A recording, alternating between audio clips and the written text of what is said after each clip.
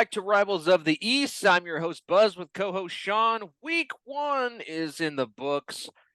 Sean. The Miami Dolphins reign supreme in the AFC East. And the Patriots tied for last place with the Jills, which we'll talk about that here in just a second. You know, you should have listened to me. I said that the Eagles were going to win a close one, and you had to go and be a homer. You had to go and say, they're going to pull through and win it. And they lost. They lost, Sean. Yeah, on the last play of the game. Still. In the red zone. Well, here we go. Listen. Well, because I'm pretty sure you definitely said that Tua was the next coming, and he was going to throw 400-plus yards. And I will. You called that one. Hey, listen. Okay. If you go back and listen, I said Tua is going to show he's the same guy he's always been. Tua. Yards? Yes. In fact, listen. Did you know we had this stat? I don't know if we talked about it last episode or not, but we've discussed this. PFF stats on quarterbacks against defenses that play the worst in terms of coverages, that don't do defense well, and teams that verse the best as far as that goes. Quarterbacks against teams that play the best kind of coverage or best coverages in general. Tua is the number one quarterback against teams that play the worst coverage. Did you know that? Now, I want to kick off with the Dolphins-Chargers game because it was basically college football, all right? Miami, in case you're living on a rock, Miami won 36-34, real close game, real shootout. And I think the biggest thing that shocked me was our offensive line. So our offensive line, I think, was the biggest thing I was worried about, and they did well. The other side is the Chargers defense is straight up trash. So we know the Chargers defense now is trash, and I gave them way too much credit, and that was where my mistake was. Now, Tua is showing exactly like I said. He is who he's always been. You remember the Ravens game last year? Remember when he threw for 400-something yards and he had 6 touchdowns or 5 touchdowns? Remember that? Yeah. Okay. Same thing here. He's thrown 400-plus yards. He had 3 touchdowns, had a boneheaded pick he threw to J.C. Jackson in the end zone, still doing the same thing over and over. Here's an interesting fact for you. Did you know that Tua versus single high coverage is the first in the NFL over the last season plus 1 week? He's number 1 in yards per attempt. He's number 1 in accuracy. He's number 1 in yards. Did you know that? Interesting. Now, let me ask you this. If you were a defensive coordinator or a head coach putting a game plan against stopping Tyreek Hill, just Tyreek Hill, would you play a second-year, 6th-round cornerback one-on-one man coverage on him with no overhead help? Can't say I would. Well, Staley over there at the Chargers, as their head coach, said, yeah, we could do that. The Chargers played man coverage on 74% of their snaps. They had 4 defensive backs, on average, 10 yards back in the middle of the field. They could not generate pressure. They had no press. And they put second-year, 6th-round corners on a guy like Tyreek Hill. No bracketing. They didn't do any bracketing. They didn't do anything like that. They didn't switch up any of their coverages post-snap. Unreal. They did 0 changes. It's a complete 180 from the Chargers game plan last year. They did the exact same thing the Ravens did in the 4th quarter last year when Tua feasted on that. So I stand by that, yes, he is the same guy he's always been. And I'm going to talk about why that's going to lead to issues in New England for Tua, because I think that's going to be a really hard, nasty game. But let me just get this out of the way, Sean, and I'll get your thoughts on this. Miami, Tua is number 1 in the NFL in passing yards, 466 yards. He has 65% completion rating. He was basically, him and Hill were the offense, because I don't know if you know this or not, but Raheem Mostert, 37 yards on 11 carries. His longest run was 12 yards. His second run, which was his second run, his first run was 10 yards. So that's 22 yards. So he got 15 yards on 9 more carries. So we couldn't run the ball. Couldn't run the ball. Our defense, I don't know if you know this or not, but our defense gave up 234 yards rushing. Just to put that in context, people, that's 6 yards less than the entire Patriots defense allowed. Can I just say, like, this is a shocking part. Miami is the number 1 offense in the NFL, the 31st defense. Now, I did say, if you go back and listen to our offseason stuff, we did talk about it is going to take time for this Vic Fangio system to kind of kick in. They're going to be better than they were last year by week 8, but it's not going to be a top 10 defense. It's not. Herbert was efficient in the game. He made a couple bad decisions with the grounding call when pressure got to him finally. We didn't dial up pressure a lot, but when we did, it counted. Javon Holland is top 5 in tackles. He had 14 tackles. A safety had 14 tackles. So that's you a can bad obviously sign typically. that just shows you, so the running game got to the second level. Oh, okay. Vic Fangio came out and said that he didn't have his guys ready. Okay, Vic. So McGenius, I guess, as you can imagine, schemed up against this defense very well. Couldn't run the ball, just like last year.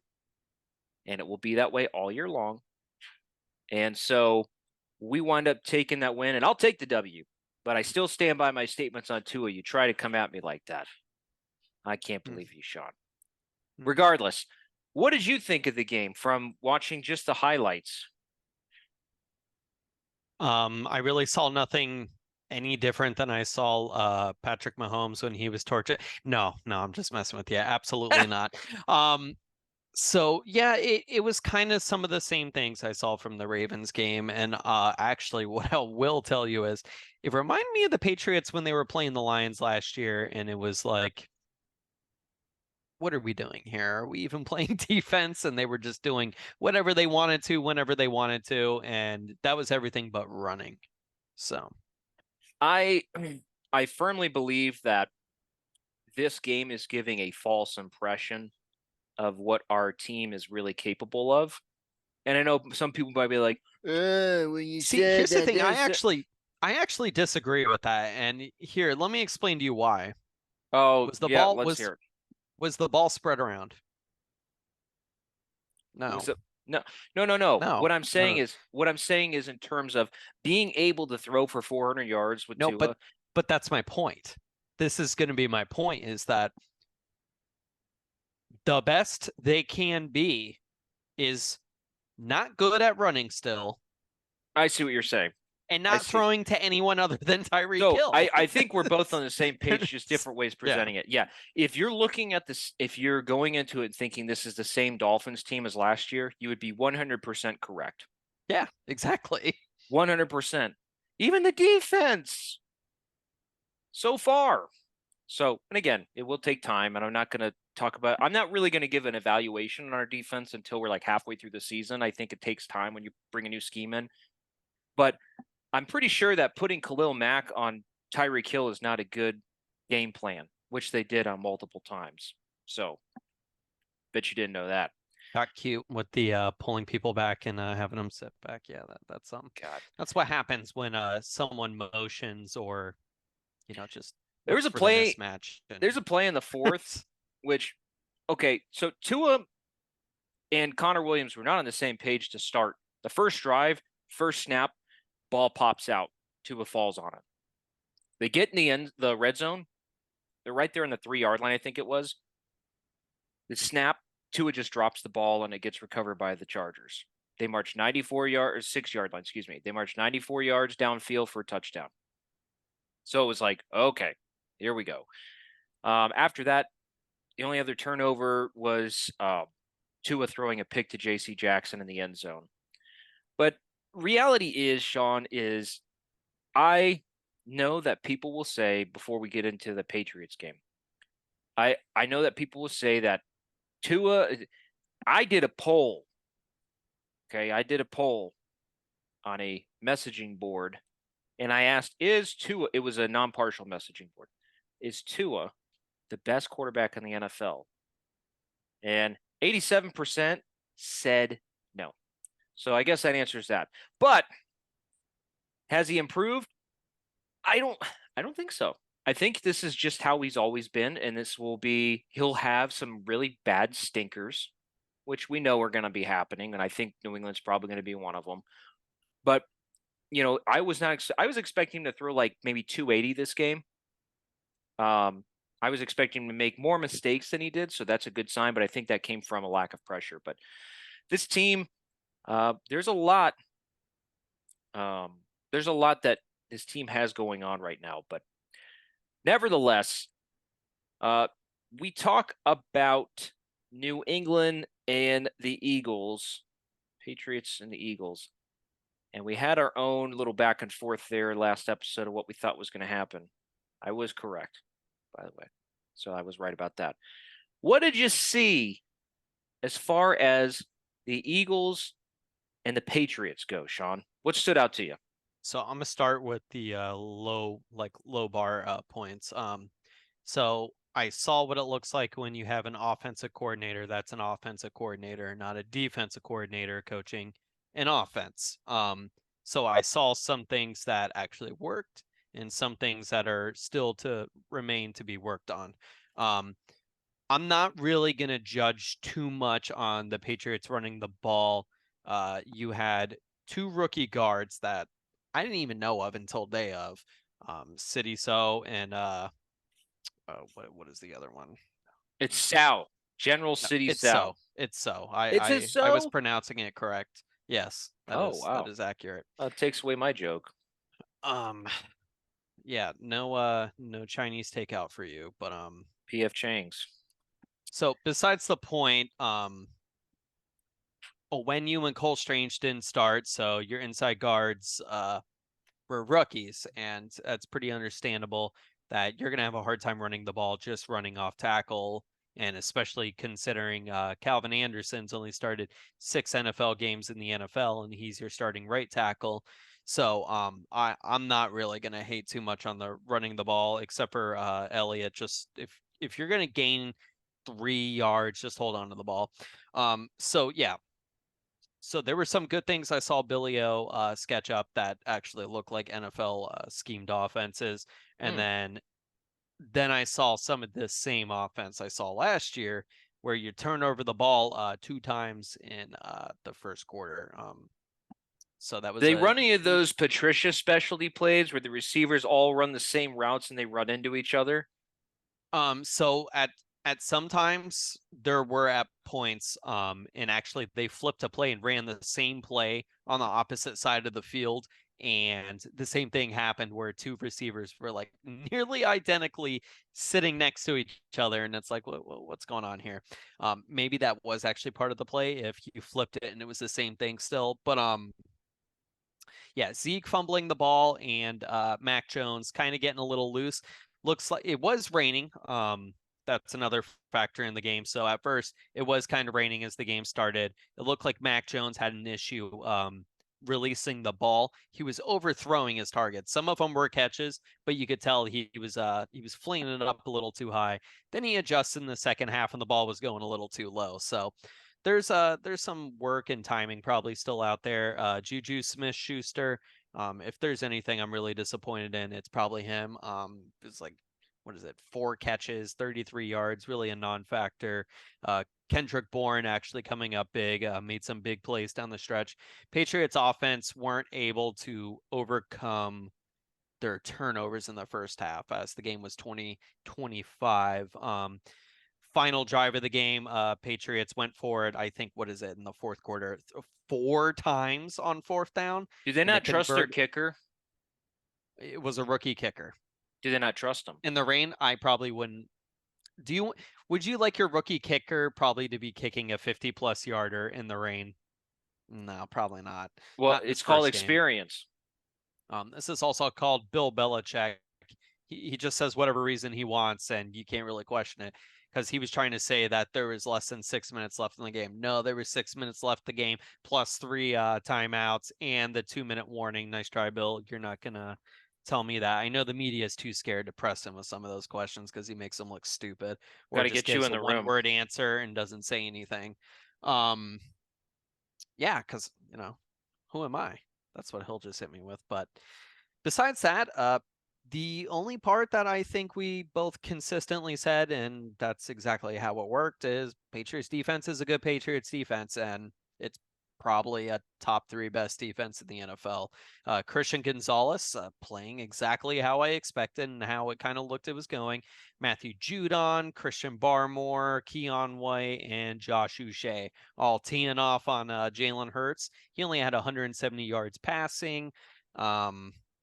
Yeah, it's they had a Gainwell run a little bit, and it was kind of the first half, and he didn't do much after that. Eagles offense completely had 240 yards. Patriots had 330 yards, so I'd have to say a little unexpected there. I probably would have expected it to be close in offensive yards.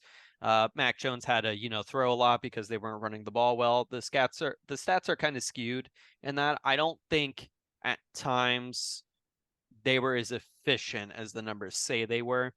Um, I think Bourne and Hunter Henry had really good games. Hopefully there's more to see from Juju and Ezekiel Elliott because they're going to need it. Ramondre Stevenson dealing with the stomach bug, and I think that clearly showed.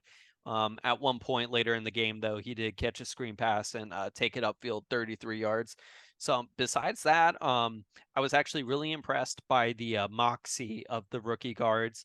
Maybe you have a little more there than you expect, but we're going to see how that really isn't going to matter this week. Oh, and that brings us to talk about the big game. I always enjoy these games, Patriots Dolphins, most of the time because in the last few years it's just basically dominated by Miami nonstop.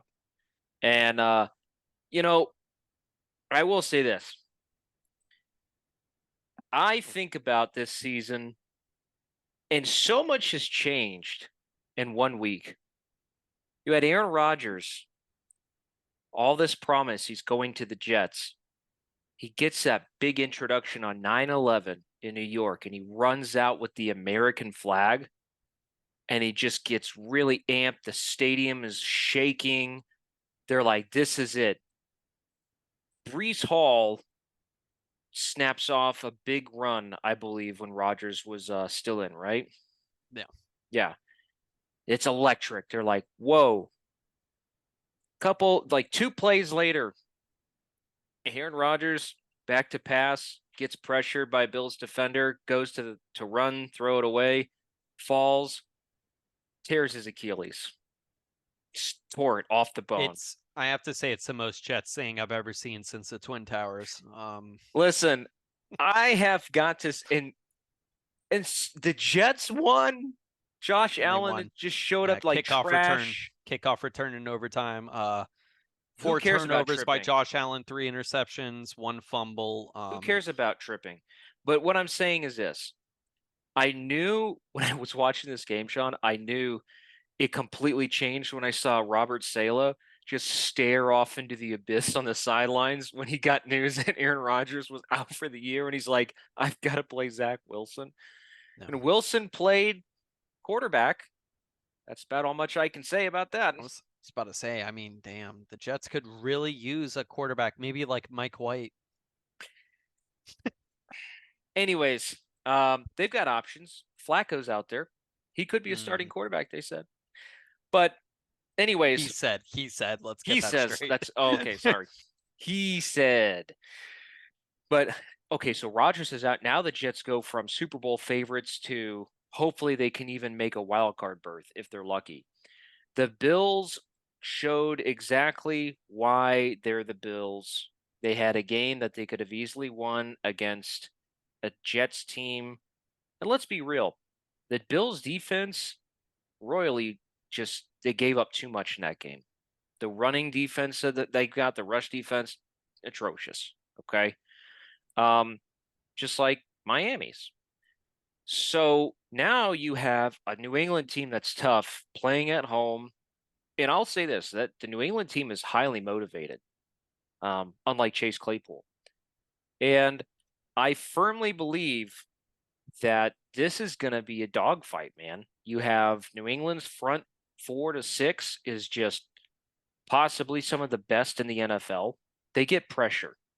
I watched some of these clips because I'm like, let's see what we're going up against because Isaiah Wynn, Mr. Glass, is starting at left guard for this game. I watched Keon White snaps from the Eagles game. That guy's a monster, man. Yeah.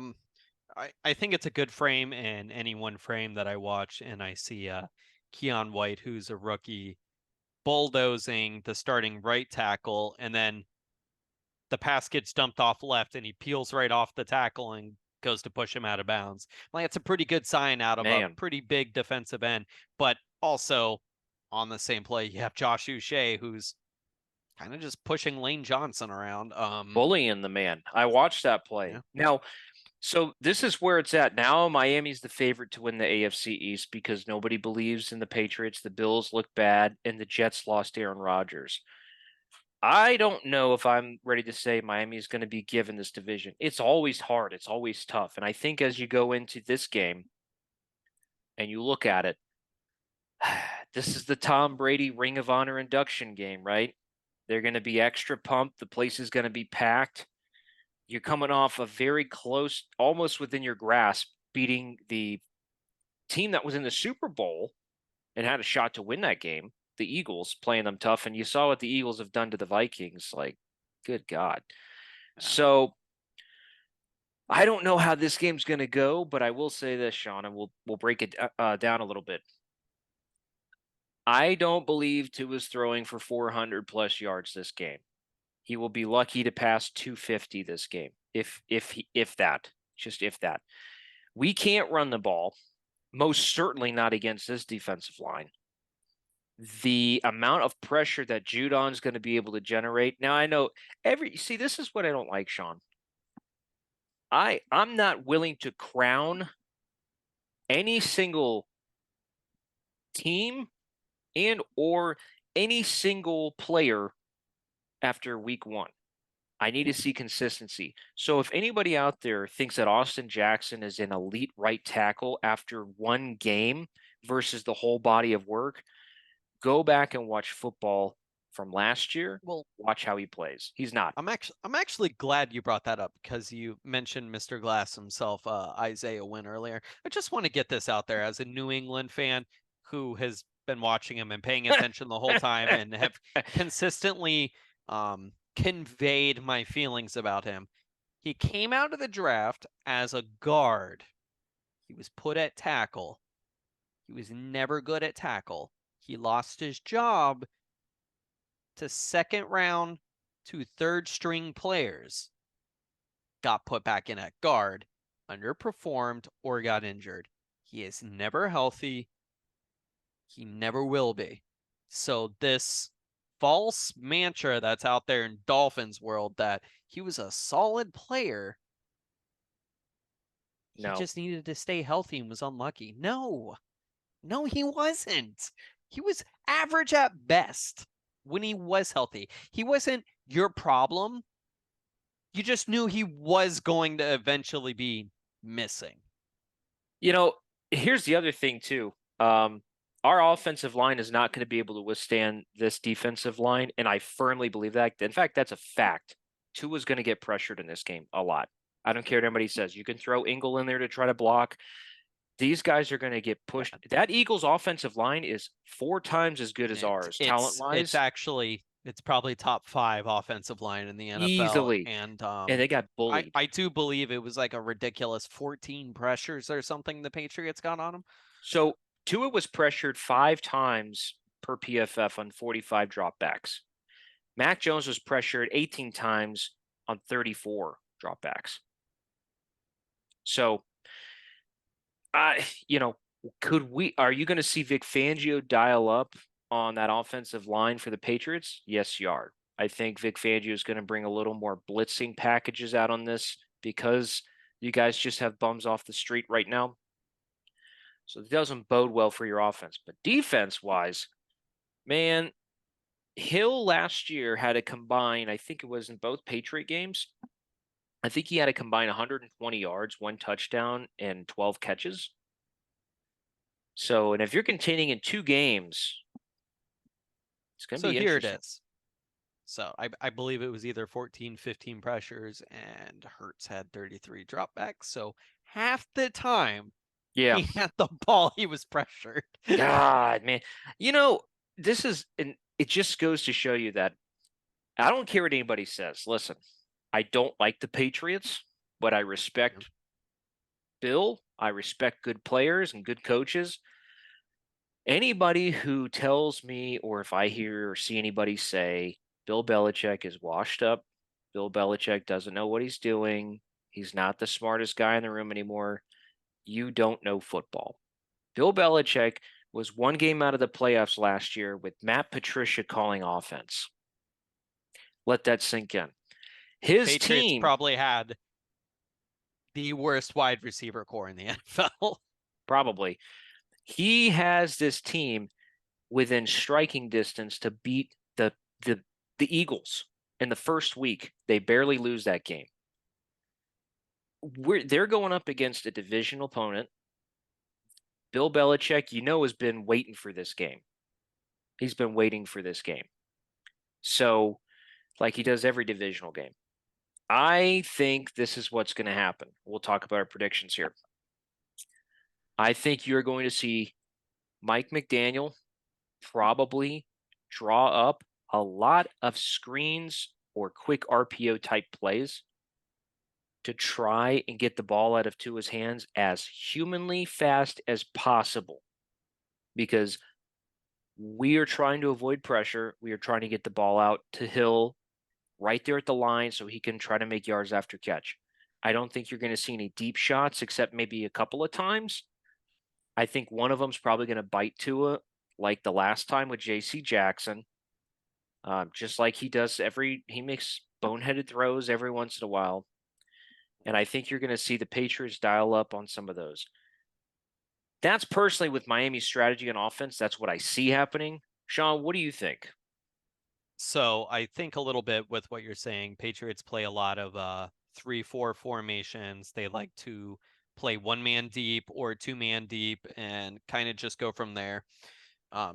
You're gonna see what his answer to Tyreek Hill has been every time. He's allowed in the last 3 meetings 142-yard pass, and that was Keon Crossan, who isn't on the team Hey, he's anymore. on our team. When against Jonathan Jones. Jonathan Jones plays against Tyreek Hill. He's been effective. He's the Patriots' fastest secondary player, and I think you would probably want the more veteran player on him anyways.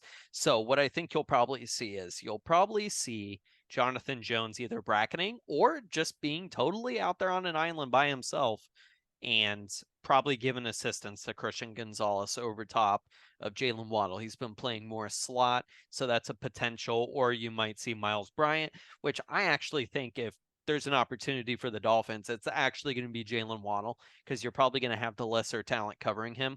So one of the things I think the Dolphins are going to do is they're going to do what they do with Tyreek Hill, and they're going to try to get Jalen Waddle in motion as well. They're going to try to use crossers because I think they're going to try to force the Patriots to get off man coverage, and they're going to try to stretch them across the formation and force another player to come down and pick up the coverage. Allow the corner to pass off the coverage to the safety over top and walk him out of bounds. And you'll win those sometimes. I don't think it's going to work consistently. That's going to take time, and that's going to take Tua having to be able to turn and face the complete opposite direction and complete a pass, which I think is generally hard, and I think is hard for Tua, especially if he is playing as Patriots defense. Dolphins offensive line is not very good. Not very good at running. I think the Patriots are going to dare them to run the ball. I think you're going to see a lot of 3, 4 men down, and you're not going to see a whole lot of people on the line. And I think they're going to dare and kind of sit back in coverage, maybe cover threes, but make it look like a cover one shell, or reverse that a lot. I think you're going to see a lot of the Patriots going, please run it up the middle. If you want to waste our time running 3-4 yard runs all day, eventually we're going to stop you. And when you're ready for the deep pass, we're going to be sitting back here ready. I think that's what the Patriots are looking for. Like you said, something I've noticed, Tua always gives opportunity to throw picks every single game. Every single game he's played against the Patriots, he has not lost to the Patriots. But guess what? He's thrown picks every single time he plays the Patriots. It's just kind of one of his things he does. And I think there's going to be a lot of opportunities for that. And saying that, flipping it to the other side, I think Mac Jones kind of does the same thing. He gets away with some passes that you're like, the player really just made a great catch. And, you know, I mean, Hunter Henry last game where he had a that one-handed stretch out and grab. make the one-handed grab for a fourth down conversion. But yeah, so I think the Patriots offense, they're in a tight situation right now because it looks like they're going to be without pretty much their entire offensive line. How that happens, I don't know. So Listen, concussion protocol for So Trent Brown, David Andrews, something about his leg. I guarantee you he's going to start. But Calvin Anderson and David Andrews. So we're kind of hoping Cole Strange, Michael Onwenu, if not both, at least one of them come back, because you're about to see Antone Mafi start at tackle, and I don't think that's what you want. listen, Jake Andrews next to David Andrews. that's exactly what I want. But why do I always feel like whenever you look at it, you're like, oh, how can Bill ever do anything with this? And you see these players, and somehow it's like, how is this possible? Like, It just no works. pressures or anything. Yeah. Which, oh, by the way, I just want to point this out. So far this year, and again, jury's still out. Bradley Chubb is trash. Just throwing that out there. Bradley Chubb was bullied by Rashawn Slater. Bullied all game long. He had a 7% win rate on his pass rush win. That was ranked 51 out of 59 edge rushers in PFF. He's trash so far. We'll see if that changes. Remember last year, we gave up a first-round pick and we've paid him $22 million now this year? Yeah. Yeah. It's almost as bad as picking N'Keal Harry over DK Metcalf or, Literally anyone. Terry McLaurin. No, you could have get Hunter Renfro in the 4th round, and that would have been a better selection. Fits the New England mold. Short, white guy. Patriots are doing it right now. They took the fastest guy in the draft that year, and guess what? He's on IR. He went too fast. He went so fast. He tore something. So I think, like you said, it's gonna be ugly. Patriot not having an offensive line, so I think that's gonna give the Patriots some issues moving the ball, passing, and I think rushing. There's no continuity with anyone that's gonna be in that lineup right now. Listen, I'm gonna flat out say this: everything I predict so far, the opposite has happened with this team. So this is what my prediction is going to be. I predict Dolphins are going to win this game 20-17, which means they're probably going to wind up losing. But I'm going to go with Miami just for the sheer fact that New England's offensive line is guys who were signed off of the street who are homeless people next to Foxborough there. Or maybe Bill saw the guys cleaning the new Jumbotron and he said, that guy looks like an offensive lineman. Get him down here and suit him up. So I am going to pick Miami to win 20-17 in a very gritty, nasty game. I expect Tua to play pretty bad. I expect Mike McDaniel to try and cover his deficiencies as much as possible, which is going to force our hand on some things. But, again, didn't Mike McDaniel pay a backhanded compliment to Bill Belichick? Yeah, he was the founding fathers of defense, which founding fathers. Yeah, he was like trying to find a way to tie it together because he's like, of like schemes and consistency, and I'm like, and that's relevant to you being an offensive guy. How?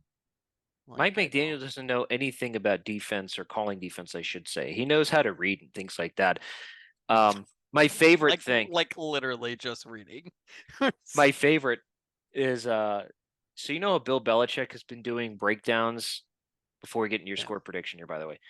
Bill Belichick's been doing YouTube breakdowns of plays and stuff for like what, 10 years now? yeah. Mike McDaniel started to try to do that. He did like 2 plays from the Chargers game on offense. It was painful to listen to, quite frankly. But I just see all these Dolphin fans out there. Listen, I love the Dolphins, man, but I'm going to call things like I see it. Mike McDaniel's a dweeb. And you have all these people that are riding his nutsack saying, Mike McDaniel is the most macro focused head coach in the NFL. He knows about the psychology, the scheming. He knows about how to prepare his players and get them to buy in, and he pays attention to the detail.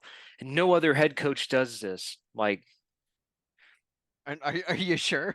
Are you sure? you I'm sure? like the guy that doesn't coach his defense, his special team, or literally know how to do any of that, or make player personnel decisions. Oh wait, because he has a GM, or I mean, I'm just but saying, yeah, he's the best at all those things. Oh, the psychology and the player know-how. That's my favorite, like the ping pong table situation. Mike He didn't Tomlin, even know what his players were doing. dude, He doesn't even know. Mike Tomlin has never had a losing season as a head coach.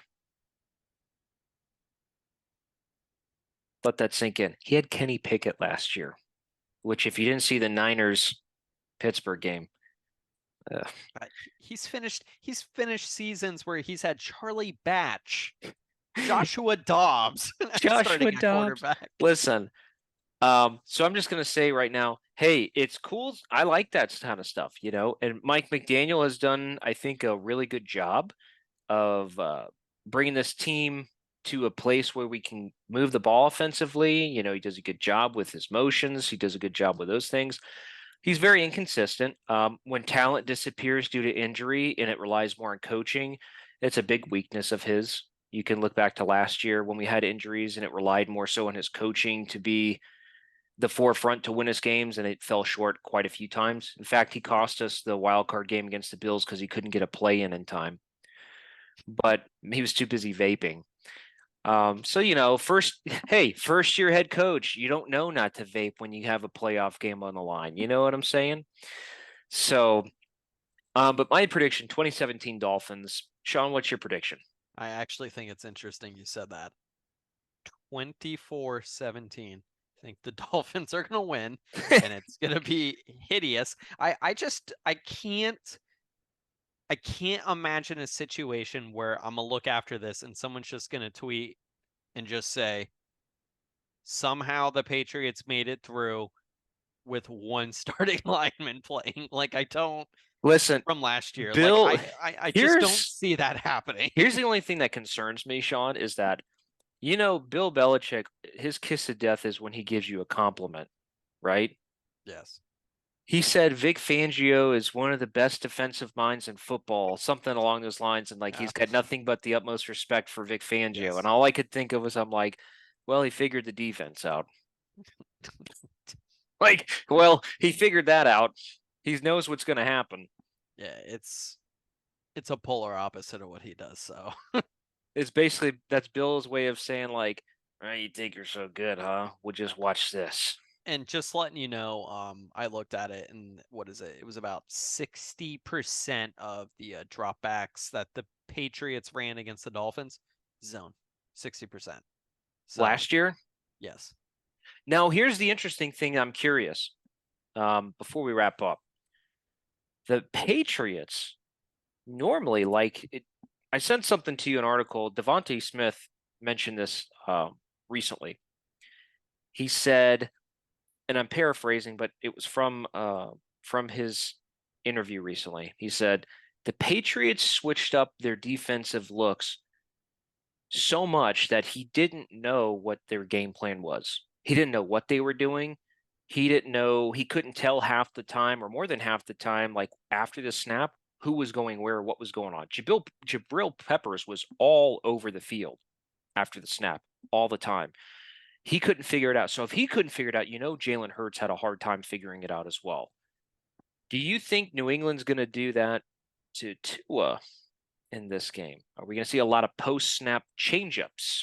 I think there's gonna be a lot of baiting, like I said, is where he's gonna initially think it's cover. And one of those things that I think is interesting is, the typical telltale that people like, oh, that's what they're doing. We're gonna run him in motion, and if the player comes and follows him, he's in man coverage. Well, guess what the Patriots do? They'll literally move with the player in motion and sit back in their zone, and then the player that they left in the hole, they'll have the guy next to him just pick up the same coverage.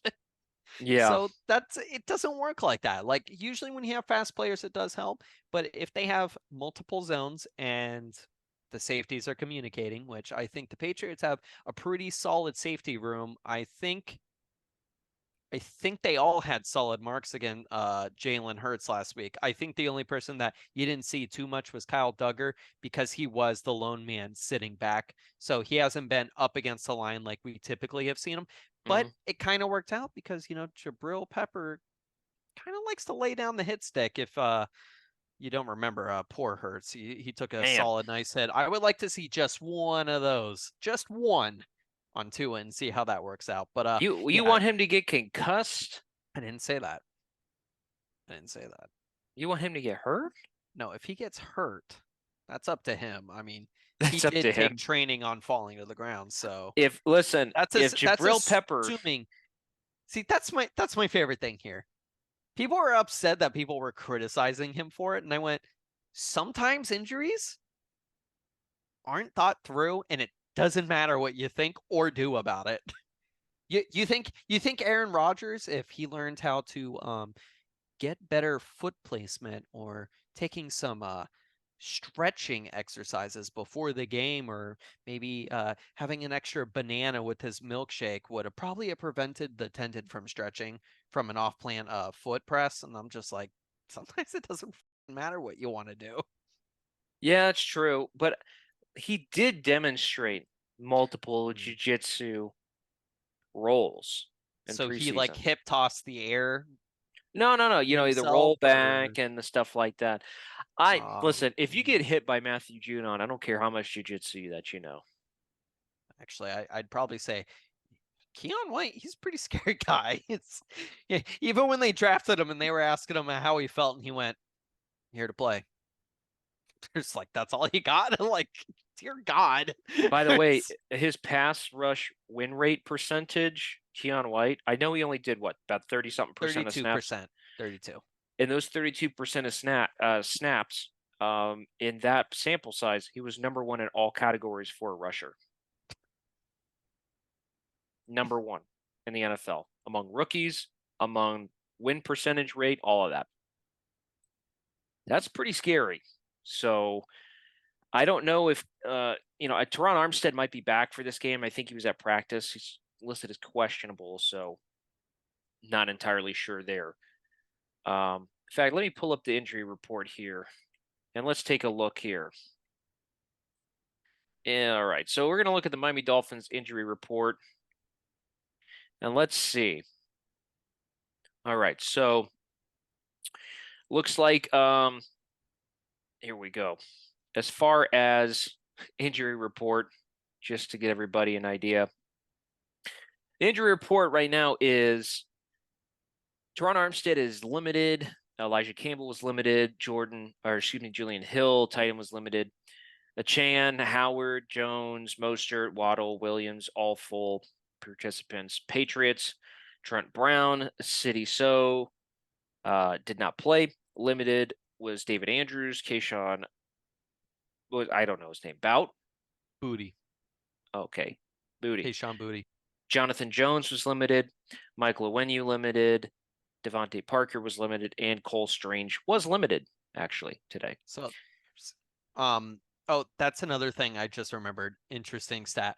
So the Patriots on regular, anytime you see a player go in concussion protocol, That's an average of 9 games they're missing. So I can almost definitely guarantee City Sal and Trent Brown will not be playing in the game.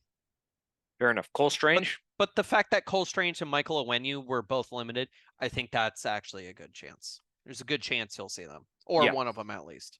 I think you'll see both. If they do get both in there and they stay healthy, Michael Onwenu will start at tackle. That will happen.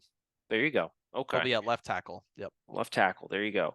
Well, we'll see what happens, Sean. So you pick 24-17 Dolphins. I pick 2017 Dolphins. Man, we'll see what happens. So, but we'll be back with more after the game on Sunday night. If you haven't yet, if you like the show, give a like, click subscribe, and share with everybody else. And in the meantime, we'll catch you all after the Dolphins Patriots Sunday night football game, everybody. Take care.